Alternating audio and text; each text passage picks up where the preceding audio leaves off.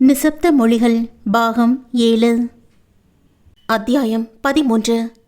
வானதியின் உடல் முழுவதும் அருள் மேல் அழுத்திக் கொண்டிருந்தாலும் கொஞ்சம் கூட பாரம் தோன்றாமல் பூ மூட்டையை தாங்குவது போல் சுகமாய் உணர்ந்த அருளின் உடலில் உணர்வு நரம்புகள் சிலிர்த்து கொள்ள ஆவலுடன் அவளை நோக்கினான். அவள் கண்ணிலோ இப்படி விழுந்துவிட்ட பதட்டம் தெரிந்தது.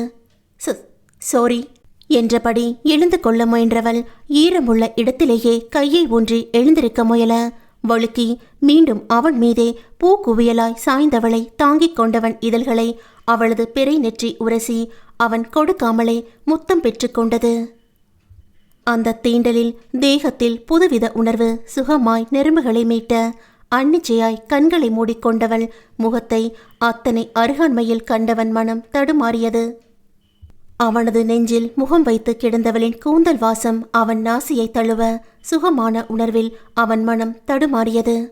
அவள் சட்டென்று கூச்சத்துடன் பதறி எழுந்திருக்க அந்த முகத்தில் தோன்றிய நாணமும் தவிப்பும் காண்கையில் அவனுக்கு உற்சாகமாய் இருந்தது. அவளது சிவந்த முகமும் குனிந்த தலையும் மனதிற்கு இதமாயிருக்க கண்ணெடுக்காமல் பார்த்து கிடந்தவனை ஈரிட முடியாமல் ஓட்டமாய் சென்று விட்டவளை பார்த்து கொண்டே மெல்ல எழுந்தான் அருள்மொழி.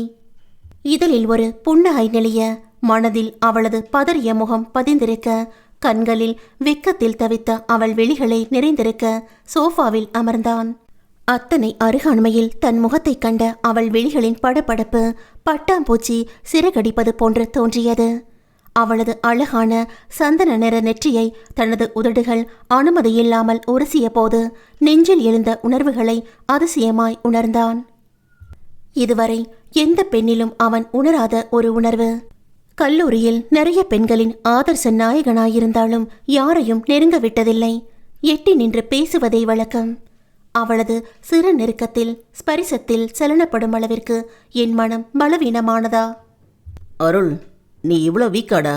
அவன் மனம் கேள்வி கேட்க கண்ணை மூடி சோஃபாவில் சாய்ந்து கொண்டவன் அவளை பற்றி யோசிக்கத் தொடங்கினான்.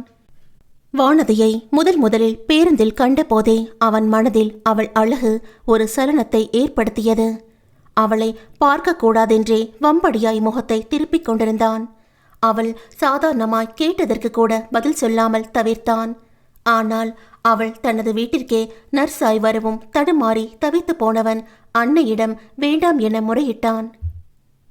வீட்டில் அவளை கண்டு கொள்ளாமல் விலக நினைத்தாலும் விதி அவளோடு பேச வைத்தது. அவளது சிரிப்பும் மென்மையான குணமும் மனதில் குறுகுருவென்று என்னவோ செய்தது. தன்னை குடிகாரன் என்று அவள் தவறாய் நினைப்பாளோ என்று விளக்கம் கொடுத்தது. நண்பன் அவளை ஜொல்லுவிட்ட போது ஆத்திரமாய் வந்தது. அவள் தனது அன்னையை நேசித்த போது குதூகலித்தது. தந்தை அவளை வேலைக்கு வந்த பெண்ணாய் கண்டபோது வருந்தியது. இத்தனை மாற்றங்கள் எல்லாவற்றிற்கும் பின்னில் இருந்த ஒரே காரணம் அவளை தன் மனம் விரும்பத் தொடங்கியதுதான் என்று புத்தியில் உரைக்க தவித்து போனான் அருள். என்னது, எனக்கு வானதி மேல காதலா? கடவுளே, இது எப்படி சாத்தியம்? என் அப்பாவை பத்தி நல்லா தெரிஞ்சிருந்தோம் என் மனசுல எப்படி இந்த ஆசை வந்துச்சு? இல்ல, இது சரியா வராது. இந்த காதல் என்னிலேயே கருகி போகட்டும். இனியும் இந்த எண்ணத்தை வளர்த்து கொள்ளக்கூடாது. பாவம் வானதி. குடும்ப கஷ்டத்துக்காக வேலைக்கு வந்த பொண்ணோட காதல் பேசி அவ வாழ்க்கையை தொலைச்சிடக்கூடாது. தீர்மானத்திற்கு வந்தவன் எழுந்து அறைக்குள் சென்றான். ஆனாலும் மனதிற்குள் வெக்கத்தோடு தலை தாழ்த்திய வானதியின் அழகான முகமே நிறைந்திருக்க தவிப்பாய் உணர்ந்தான். மகன் காஃபி கூட குடிக்க வராமல் ரூமில் என்ன செய்கிறான் என நினைத்த சகுந்தலா மாடிக்கு அவனை தேடி வந்தார். அருளு, என்னப்பா வந்து இவ்வளோ நேரம் ஆச்சு, காஃபி கூட குடிக்க வரல? என்ன ஆச்சு? உடம்புக்கு எதுவும் முடியலையா? மகனிடம் அன்போடு கேட்டவர் கட்டிலில் கிடந்தவனின் நெற்றியை தொட்டு பார்த்து தலையை கோதிவிட, எனக்கு ஒன்றும் இல்லைம்மா, மழையில் நனைஞ்சு உங்களுக்கு எதுவும் வந்துடாம பார்த்துக்கோங்க என்றான் அன்னையிடம் சாதாரணமாய் இருப்பது போல் காட்டிக்கொண்டு. அட போடா, நம்ம சென்னையில் மழை வர்றதே அதிசயம். அதை சந்தோஷமா அனுபவிக்காம சளி பிடிக்கும் காய்ச்சல் வரும்னு ஆராய்ச்சி பண்ணிட்டு இருந்தா எப்போதான் இந்த இயற்கையெல்லாம் ரசிக்கிறது? அதெல்லாம் ஒன்றும் வராது. குளிச்சு வந்ததுமே சூடா காஃபியோட ஒரு மாத்திரையும் வானதி கொடுத்துட்டா. உன்னை தான் காணோமேன்னு பார்க்க வந்தேன். சூடா உனக்கு காஃபி கொண்டு வரட்டுமா என்றார் சகுந்தலா. தலை வலிப்பது போல் உணர்ந்தவன் சரிம்மா. அப்பா வந்துட்டாரா என்று கேட்க, அவர் இன்னும் வரலப்பா. உனக்கு காஃபி கொடுத்துட்டு தான் டிஃபன் வேலையை தொடங்கணும் என்றபடி கீழே சென்றார். மகனுக்கு பிடித்தது போல் காஃபி கலந்தவர், குந்தவை இத அண்ணனுக்கு கொடுத்துடுடி என்று சொல்ல டிவி நிகழ்ச்சியில் மும்மரமாயிருந்தவள், மா ப்ளீஸ் மா, முக்கியமான சீனு, வானதி கிட்ட கொடுத்து விடுங்களேன் சினுங்கினாள் மகள். இவ ஒருத்தி டிவி முன்னாடி உட்காந்தா எழுந்திருக்க மாட்டா. அடிக்கடி ஏறி இறங்கனா காலு வலிக்குதுன்னு சொன்னா கேட்டாதானே. புலம்பிக் கொண்டே, வானதி இது அருளுக்கு மாடியில கொடுத்துறியாமா என்றார். மீண்டும் அவனை சந்திக்கப் போவதா என்று சின்னதாய் ஒரு தவிப்பு தோன்றியதையும் மீறி உள்ளுக்குள் சிலிர்ப்பாய் ஒரு உணர்வு ஓட மறுக்காமல் வாங்கிக் கொண்டு படியேறிய வானதி அவன் அறையை நெருங்கியதும் ஒரு படபடப்பு வர தயங்கினாள். அறைக்கதவு திறந்துதான் இருந்தது. அவன் கட்டிலில் படுத்திருப்பதைக் கண்டவள், என்ன பற்றி இந்த நேரத்துல கெடுக்குன்னு? மலையில வந்துட்டு சுகமில்லையோ என யோசித்தபடி உள்ளே வந்தவள் அவன் கண்மூடி கிடப்பதைக் கண்டதும் காஃபி கோப்பையை மேஜை மீது வைத்துவிட்டு தான் ஒரு நர்ஸ் என்ற நினைவில் இயல்பாய் அவன் நெற்றி மீது கை வைத்து பார்க்க லேசாய் சுட்டது. அவள் ஸ்பரிசத்தில் கண்ணை திறந்தவன் முன்னில் நின்றவளைக் கண்டதும் திகைத்து எழுந்து, நீ எதுக்கு இங்க வந்த என்றான் குரலில் சிடுசிடுப்பை காட்டி. மனதில் அதுவரை இருந்த உற்சாகம் காணாமல் போக அவனது கோபக் குரலில் முகம் சுருக்கியவள், காஃபி கொடுக்கான். மேஜையை காட்ட, கொடுத்தாச்சுல, கிளம்பு என்றான் குரலில் அதே கடுமையுடன். அவன் கோபத்தின் காரணம் புரியாமல் நகர்ந்தவள் கண்ணில் முணுக்கென்று ஒரு துளி கண்ணீர் எட்டி பார்க்க அதை கண்டவன் இதயம் வலித்தது. சாரி வானதி, உன்னை விரும்புகிறேன்னு என்னால் சொல்ல முடியாது. அதான் உன் மேலே வெறுப்புள்ள மாதிரி பேசிட்டேன். என் காதலை உன்கிட்ட சொல்கிறதுக்கு முன்னாடியே அதை சமாதிக்கட்ட நினைக்கிறேன். என் காதல் உன்னை பிரச்சனையில் தள்ளிடக்கூடாது. நீ நல்லா இருக்கணும் என்றவன் இதயம் என் நிலைமை யாருக்கும் வரக்கூடாது என கதறியது. இரவு உணவுக்கு ஒரே ஒரு சப்பாத்தியை மட்டும் உள்ளே தள்ளி எழுந்து கொண்ட மகனை யோசனையுடன் பார்த்த சகுந்தலா, என்ன சாருளு, சப்பாத்தி நல்லா இல்லையா என்றார் கவலையுடன். இல்லைம்மா, பசிக்கல என்றவனிடம், ஒரு கிளாஸ் பாலாச்சும் குடிப்பா என்று அன்னை நிர்பந்திக்க மறுக்க முடியாமல் வாங்கி கொண்டான். இந்த மழையில் நனைஞ்சிட்டு வந்ததுனால வானதி இந்த மாத்திரை போட சொல்லி கொடுத்தா என்று நீட்ட வாங்கிக் கொண்டவன் வாயில் போட்டுக்கொண்டே பார்வையை சுழற்றினான். குந்தவைதான் டிவி முன்னில் அமர்ந்து பாட்டு கேட்டுக்கொண்டே எதையோ எழுதி கொண்டிருந்தாள். வானதி கண்ணில் தட்டுப்படவில்லை. பாலை குடித்துவிட்டு அருள் மாடிக்கு செல்ல யோசனையுடன் நின்று கொண்டிருந்தார் சகுந்தலா. இந்த பையனுக்கு என்னாச்சு? ஒழுங்கா சாப்பிடாம போறான். இந்த வானதி எதுவும் வேறான்னு சொல்லிட்டு படுத்துட்டா என்னவோ என்றபடி எல்லாம் எடுத்து வைத்துவிட்டு கணவர் வரும் வரை கதை படிக்கலாம் என்று புத்தகத்தை எடுக்க வாசலில் கார் சத்தம் கேட்டது. அதானே, நான் கையில் புக்கு எடுத்தாலே மூக்கில் வேர்த்திருமே என்றபடி அதை வைத்துவிட்டு அவரை கவனிக்க சென்றார். அடுத்த நாள் காலையில் அருள் நேரமாகவே சைட்டுக்கு கிளம்பிவிட்டான். மாலையில் வீட்டுக்கு வரும்போது சகுந்தலாவும் குந்தவையும் மட்டும் இருக்க வானதியை காணாமல் தவித்தான். காலையில் அவள் கண்ணில் படாமல் கிளம்பியவன் மாலையில் அவளை காணாமல் தவித்தான். அன்னையிடம் கேட்கவும் தயக்கமாயிருந்தது. மூளை எதை வேண்டாம் என்று நினைக்கிறதோ அதைத்தான் இந்த மனம் முதலில் தேடும் என்பது பாவம் அருளுக்கு புரியவில்லை. காட்ட முடியா பாசமும் தவிர்க்க நினைக்கும் நேசமும் நமக்கு நாமே விதித்து கொள்ளும் தண்டனைகள். மனதின் விருப்பத்தை அடக்கி வைத்தல் என்பது நீரில் அமிழ்ந்து வைக்க நினைக்கும் பந்தை போல சாத்தியமற்றது. தான் ஹாலில் அமர்ந்திருப்பதையே கவனிக்காமல் தன் பாட்டில் மாடிப்படியேறும் மகனை குழப்பமாய் பார்த்து கொண்டிருந்தது அந்த தாயுள்ளம். அவனிடம் கேட்காமலே சூடாக காஃபி கலந்து எடுத்துக்கொண்டு மாடிக்கு சென்றார். உடையை கூட மாற்றாமல் கட்டிலில் படுத்து கிடந்த மகனின் வாடிய முகம் அவருக்கு கவலையை கொடுத்தது. அன்னை வந்ததை கூட உணராமல் உலகத்தையே பார்க்க பிடிக்காதவன் போல கண்மூடி கிடந்தான் அருள். அவன் அருகே நின்று முகத்தையே ஒரு நிமிடம் பார்த்த சகுந்தலா, அருள் காஃபி குடிப்பா என்று சொல்ல எழுந்தமர்ந்தவன், சாரிம்மா, நீங்கள் வந்ததை கவனிக்கல என்று சொல்ல, நான் கவனிச்சுட்டு தான் இருக்கேன், சூடா குடி என்றவர் அருகில் அமர்ந்து அவன் குடித்து முடிக்கும் வரை அமைதியாயிருந்தார். காலி கோப்பையை மேஜை மீது வைத்தவன் அன்னையிடம், நான் கொஞ்ச நேரம் உங்கள் மடியில் படுத்துக்கிட்டுமாமா என்றதும் அவன் மனதிற்குள் எதையோ யோசித்து குழம்புவதை உணர்ந்தவர் அவன் படுப்பதற்கு வாகாய் சுவரில் சாய்ந்தமர்ந்து கொண்டார். மகனின் தலையை ஆதரவாய் கோதிக் கொடுக்க அந்த வளர்ந்த பிள்ளை சுகமாய் கண் மூடிக்கொண்டான். அருளு, என்னப்பா மனசுல எதையோ போட்டு அலட்டிட்டு இருக்க? அம்மா கிட்ட சொல்லக்கூடாதா? அன்போடு கேட்ட தாயின் முகத்தை பார்த்தவன் என்னவென்று சொல்வான்? காதல் வேண்டாம் என்று மனதிற்குள் 1000 முறை கதறி தள்ளினாலும் தன் மனதை விட்டு நீங்காத அந்த வட்ட நிலவின் பெயரை சொல்ல முடியுமா? அவளை காதலிப்பதை மனம் உணர்ந்து கொண்ட நிமிடம் முதல் அவள் பார்வைக்காய் அருகாண்மைக்காய் இந்த பாலும் மனது தவிப்பதை சொல்ல முடியுமா? மனம் வரைந்த மங்கை முகத்தை அளிக்கும் ரப்பர் தெரியாமல் உள்ளுக்குள் கதறுவதை தான் சொல்ல முடியுமா? இந்த பாலாய் போன மனம் அவள் மீதான என் காதலை உணராமலேயே இருந்திருக்கலாம். ஏதேதோ மனதிற்குள் புலம்பிக் கொண்டு அமைதியாக இருந்தான். சொல்லிய காதலை விட சொல்லாத காதலை விட கொடுமையானது உணர்ந்துமே மறக்க துடிக்கும் காதல். என்னப்பா உன் மனசு எது அலட்டுது? ஒன்றும் இல்லைம்மா, கொஞ்ச நேரம் இப்படியே படுத்திருந்தா எல்லாம் சரியா போயிடும்.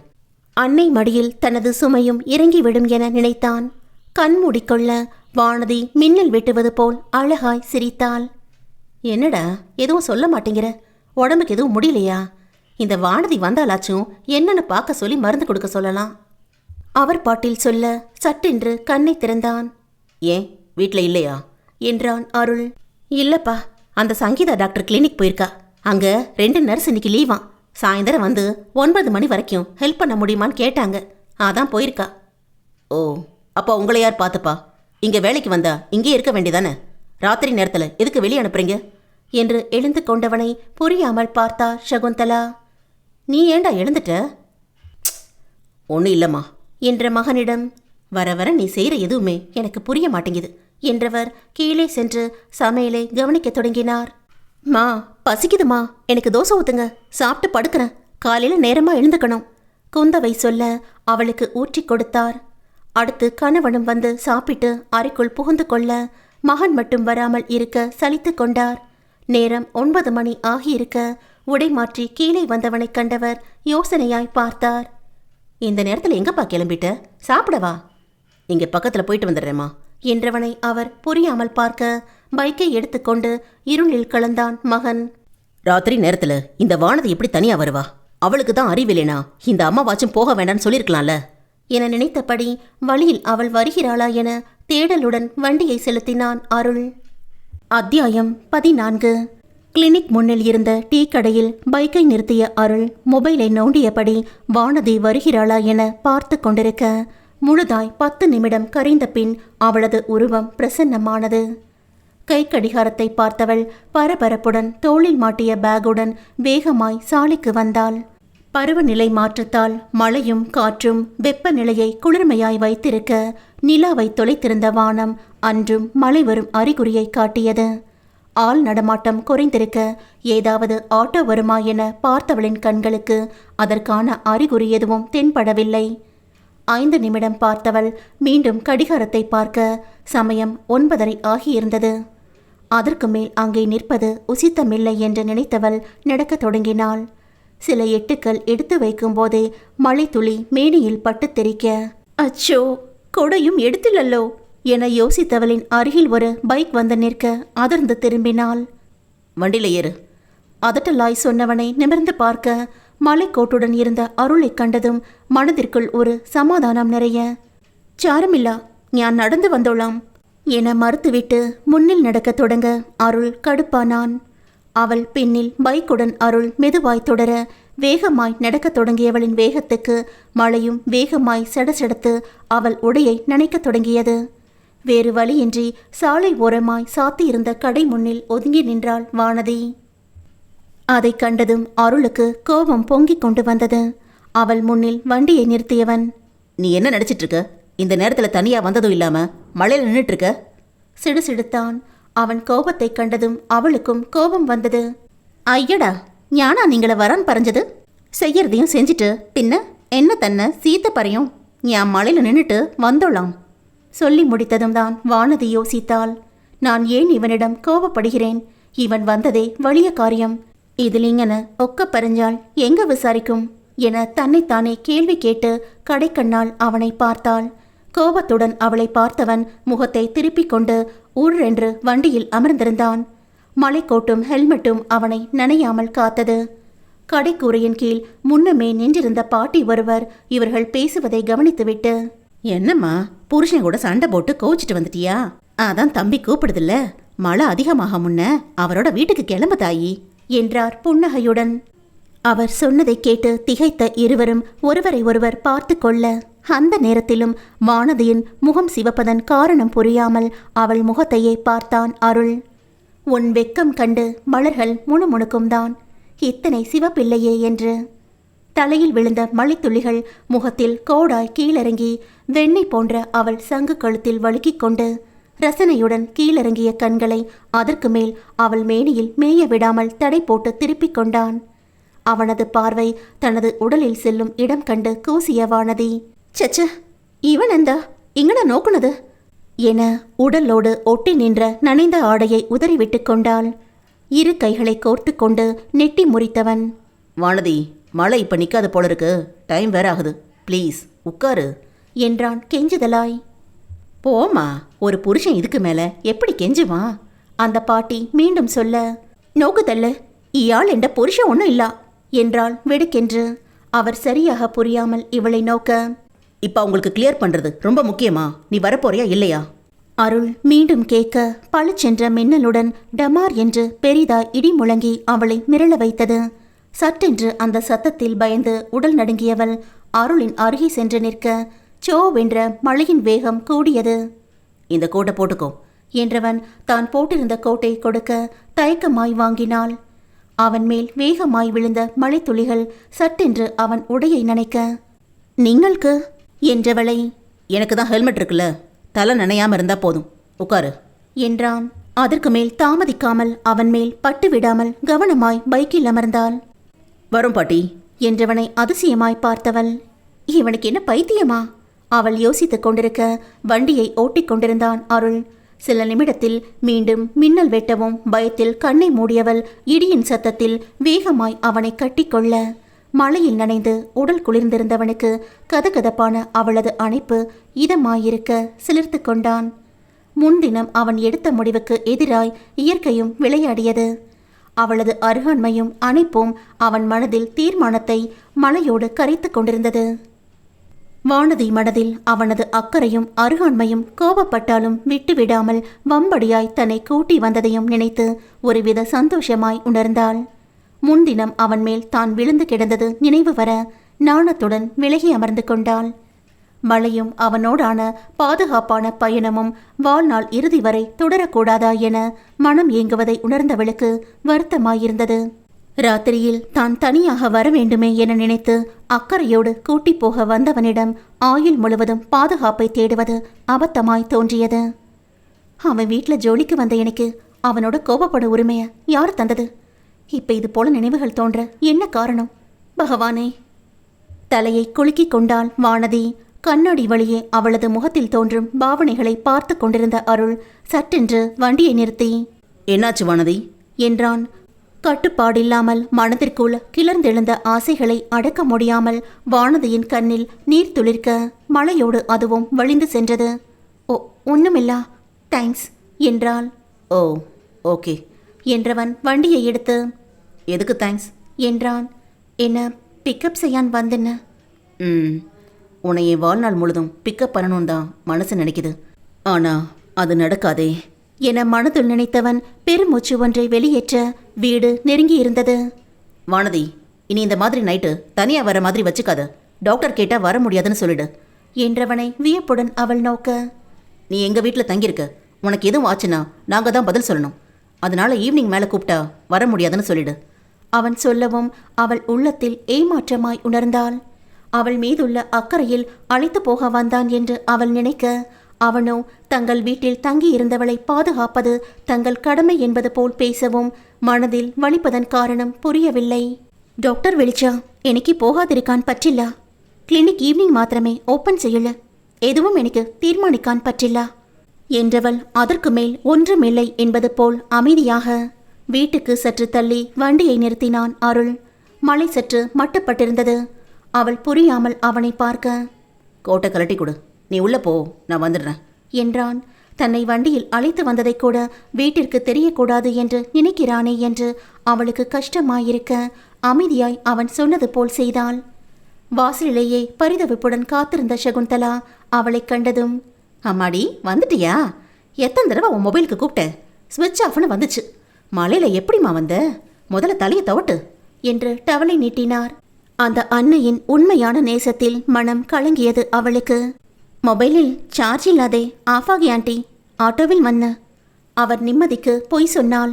ஓ, ஆட்டோலையா? இந்த மழை ராத்திரியில அதுவும் பாதுகாப்பு இல்லைம்மா. இனி அப்படி செய்யாத. காலம் கெடுக்கிற நிலைமையில உனக்கு எதுவும் ஆச்சுன்னா என்ன பண்றது என்றவர் அவள் கையில் இருந்த டவலை வாங்கி தானே துடைத்து விட்டார். அப்படியே உடம்புக்கு ஊத்திட்டு வா, சூடா தோசை ஊத்தி தரேன் என்றதும் தன் அன்னையை அவரில் கண்டவள் அவர் கைகளை பிடித்து கொண்டாள். Thanks aunty. அட, எதுக்கு தேங்க்ஸ் எல்லாம்? குந்தவையும் நீயும் எனக்கு வேற வேற இல்லை. வயசு பொண்ணுங்களை வச்சிருக்கிற எல்லா அம்மாக்களுக்கும் இந்த பதட்டம் இருக்கும். போய் குளிச்சு ட்ரெஸ் மாத்திட்டு வா என்றவர், இந்த பையன் இன்னும் வீட்டுக்கு வராம எங்க போய் கிடக்குறானோ என புலம்பிக் கொண்டே அடுக்கலைக்கு செல்ல அவள் காதிலும் தெளிவாய் விழுந்தது. குளித்து உடை மாற்றி வானதி ஹாலுக்கு வர அருள் உள்ளே நுழைந்து கொண்டிருந்தான். அவளை கண்டதும் ஒரு கள்ள பார்வையுடன் முகத்தை திருப்பிக் கொள்ள, கொட்டுற மழையில எங்கடா போய் தொலைஞ்ச? சாயந்தரம் வந்ததிலிருந்தே ஒரு மாதிரி இருந்த. இப்ப மழையில நனைஞ்சு உடம்புக்கு எதுவும் வந்துருச்சுன்னா? அவர் கேட்கும் போதே அச் என்று தும்மல் போட்டான் மகன். ஒரு வேலையா போயிருந்தேம்மா, மழை வரும்னு நான் என்ன கனவா கண்டேன். குளிச்சுட்டு வந்துடுறேன். அச் என்று மாடிக்கு செல்ல, என் வாயை அடைக்க மட்டும் நல்லா தெரியும் என்றவர், நீ உட்காருமா, தோசை வைக்கிறேன். நீங்கள் கலிஞ்சோ ஆண்டி என்றாள். இல்லைம்மா, பிள்ளைங்க வீட்டுக்கு வராம எனக்கு எப்படி சாப்பாடு இறங்கும் என்றவரை நிகழ்வுடன் நோக்கியவள், முதல்ல நீங்கள் கழிக்கும் ஆண்டி, டேப்லெட் இட்டண்டே என்று அவரை அமர்த்தி தோசையை வைத்தாள். அவர் சாப்பிட்டு முடிக்கும் போதே அருள் வந்திருக்க, என்னம்மா இவ்வளோ லேட்டாக சாப்பிட்றீங்க கேட்ட மகனை முறைத்தவர், ஆமாம், அவளை அக்கறை இருக்கிறவன் தான் நேர காலத்தில் வீட்டுக்கு வந்துட்ட பாரு என்று நொடித்து கொள்ள அவஸ்தையாய் வானதியின் முகத்தை தீண்டி மறைந்தது அவன் விழிகள். அவள் எதையும் காட்டிக்கொள்ளாமல் அவன் தட்டில் தோசை வைத்துவிட்டு நகர, அவங்க சாப்பிட்டாச்சாமா என்ற மகனை அதிசயமாய் பார்த்தார் சகுந்தலா. எங்க, அவளும் கொஞ்சம் முன்னாடி தான் ஆட்டோவில் வந்தா. பாவம், பசிக்கும், நீயும் சாப்பிடுமா என்றார். அவர் முடிக்கட்டும் ஆண்டி என்றவள் அவன் தட்டில் தோசையை வைக்க, போதும் என்றான் அவன். ஏண்டா 2 தோசையோட போதும் சொல்ற, பசி இல்லையா என்றார் சகுந்தலா. போதுமா என்றவன் சாப்பிட்டு எழுந்து கொள்ள, தனக்காகத்தான் அவன் போதும் என்று எழுந்து கொண்டானோ என நினைத்த வானதி, சேச்ச அத்தனை வலிய மனசொன்னும் உண்டாவில்லா என நினைத்து சாப்பிட அமர்ந்தாள். உண்மையிலேயே கொள்ளை பசியாயிருந்தது. சாப்பிட்டு அடுக்களையை ஒதுக்க வந்த சகுந்தலாவை அனுப்பிவிட்டு தானே எல்லாம் முடித்து படுக்கைக்கு வந்தாள் வானதி. குந்தவை நல்ல உறக்கத்தில் இருக்க அசதியோடு படுத்தவளை அதிகம் அலைக்கழிக்காமல் வேகமே நித்ரா தேவி பிடித்து கொண்டாள். மனசுக்குள்ளே காதல் வந்துச்சா, வந்தல்லோ வந்தல்லோ, தமிழ் படிக்க ஆசை வந்துச்சா, வந்தல்லோ வந்தல்லோ என்று அருள்மொழிவர்மனும் அவளும் பின்னணி இசையுடன் கனவில் ஆடி பாடிக்கொண்டிருக்க பாதி உறக்கத்தில் அடித்து பிடித்து எழுந்தமர்ந்தாள் வானதி. பகவானே, இதெந்தா இங்கன ஒரு ஸ்வப்பனம் என்றவள் வேர்த்திருந்த நெற்றியை துடைத்து கொண்டு தண்ணியை குடித்தாள். சுவற்றில் டிக் டிக் என்று ஒளி எழுப்பிய கடிகாரம் சமயம் அதிகாலை 3 மணி என்றது. ச்சே, எனக்கு எந்த பற்றி வந்த ஜோலி மருந்து, இதெந்தா அவசியமில்லாத ஒரு ஸ்வப்னம். தன்னை தானே கடிந்து கொண்டு பாத்ரூம் சென்று வந்து படுத்து கொண்டாள். கண்ணை மூடினாள் அருள். பாடலை தொடங்க பயத்துடன் கண்ணை திறந்து கொண்டே வெகு நேரம் கிடந்தவள் தன்னை எறியாமல் உறங்கி போனாள். காலையில் தனக்கு முன்னே எழுந்திருக்கும் வானதி நல்ல உறக்கத்தில் இருப்பதைக் கண்ட குந்தவை தொந்தரவு செய்யாமல் ஹாலில் சென்று படிக்கத் தொடங்கினாள். வழக்கம் போல கணவர் வாக்கிங் கிளம்ப மகனை காணாமல் சகுந்தலா அவன் அறைக்கு சென்று பார்க்க நல்ல காய்ச்சலில் இழுத்து போர்த்தி படுத்து கொண்டிருந்தான் அருள். நெற்றியை தொட்டு பார்த்தவர் அனலாய் தகிக்க வானதியை தேடி வந்தார். அதற்குள் அவள் எழுந்து குளித்து சாமி கும்பிட்டு கொண்டிருந்தாள். சாரி ஆண்டி, குறிச்சு லேட் ஆகிடுச்சு. அது பரவாயில்லம்மா, இந்த அருள் நேத்து மழையில் நனைஞ்சிட்டு வந்தான்ல, உடம்பு அனலா கொதிக்குது, அவனுக்கு மழையே சேராது, கொஞ்சம் பாரேன் என்றார். அதை கேட்டு மனதிற்குள் பதறினாலும், ஒரு கிளாஸ் பால் கொண்டு வரேன் ஆண்டி, டேப்லெட் கொடுத்து நோக்காம் என்றவள் மாத்திரையை எடுக்க செல்ல சகுந்தலா பால் எடுத்து வர சென்றார். அவள் வந்த பிறகு வீட்டில் பொதுவான மாத்திரைகளை ஸ்டாக் வைத்திருப்பதை விளக்கமாக்கியிருந்தாள். அதற்குள் ஷகுவின் அலைபேசி சினுங்க. வானதி, இந்தாம்மா பால், கோவில் குருக்கள் தான் கூப்பிடுறாரு, பேசிட்டு வந்துடுறேன் என்று சொல்ல பால் கிளாஸை வாங்கிக் கொண்டு மாடிக்கு சென்றாள் வானதி. மேஜை மீது கையில் உள்ளதை வைத்துவிட்டு அருள் அருகே சென்றவள் சோர்ந்து கிடப்பவனைக் கண்டு கலங்கினாள். அவன் நெற்றியை கை வைத்து பார்க்க தீயாய் சுட்டது. மழை சேராதுன்னா எந்தின என்ன விழிக்கான் வந்தது என மனதிற்குள் அவனிடம் கேள்வி கேட்டுக்கொண்டே அவனை எழுப்ப முயன்றாள். சார். அவன் அசையாமல் படுத்திருக்க, எனக்கு சார் மீண்டும் அழைத்தாள். அவன் வெறுமனை அசைய, இது சரியாவில்லா என நினைத்தவள், அருளு எந்திரா என்று சகுந்தலா போல் சொல்ல கண்ணை அசைத்தான். மா டயர்டா இருக்கு என்றவன் கண்ணை மூடிக்கொண்டே சொல்ல, மெல்ல இன்னைக்கு டேப்லெட் குடிச்சிட்டு கிடந்தோ என்றாள் வானதி. கண்ணை பிரிக்க முடியாமல் மெல்ல திறந்தவன் கஷ்டப்பட்டு எழுந்திருக்க முயல அவன் கையை பிடித்து சாய்வாய் அமர வைத்தாள் வானதி. இது குடிக்கி என்று நீட்டியவளை நிமிர்ந்து பார்த்தவன் கண்கள் அத்தனை சோர்விலும் லேசாய் புன்னகைத்தது. அவன் குடித்ததும் மாத்திரையை கொடுக்க வாங்கி வாயில் போட்டுக்கொண்டான். சகுந்தலா ஃபோன் பேசிவிட்டு அங்கே வந்தவர், டேப்லெட் குடிச்சிட்டானா வானதி? ஹாஸ்பிட்டல் போக வேண்டி வருமா என்று கேட்டார். அதற்குள் அருளுக்கு குமட்டி கொண்டு வர வாயை மூடிக்கொண்டு எழப்போனவனை அருகே நின்று கொண்டிருந்த வானதி பிடித்து அமர்த்தி, வாமிட் வருதா என்று கேட்கும் போதே வே என்று குமட்டலுடன் அவன் வாந்தி எடுக்க சற்றும் முகம் சுளிக்காமல் கையை நீட்டி தாங்கிக் கொண்ட வானதியை சகுந்தலா அதிர்ச்சியுடன் பார்த்தார். ஐயோ வானதி, என்னம்மா இது, கையிலெல்லாம் வாந்தியை வாங்கிட்டு? அவர் பதற, இட்ஸ் ஓகே ஆண்டி என்றவள் வேகமாய் குளியலறைக்கு சென்று சுத்தப்படுத்தி கொண்டு தண்ணியுடன் வந்தாள். தளர்ந்து போய் அமர்ந்திருந்த அருளின் கண்ணிலும் அதிர்ச்சி. அவனுடைய வாயை டவலால் துடைத்துவிட்டு, ரெஸ்ட் எடுக்கட்டே ஆண்டி, குறைச்சு சுடுவெள்ளம் குடிக்கான் கொடுக்க என்றதும் சகுந்தலா கீழே செல்ல, கிடந்துள்ளு சார் என்றவள் பிடித்து படுக்க வைத்தாள். அவள் முகத்தையே பார்த்து கொண்டிருந்தவன், சாரி என்றதும் சிநேகமாய் புன்னகைத்தவள், எந்தின இட்ஸ் மை டியூட்டி என்றதும் மனதிற்குள் சுருங்கிக் கொண்டான். நன்றி. மீண்டும் அடுத்த பாகத்தில் சந்திப்போம். அதுவரைக்கும் ஸ்டே டியூன்ட்.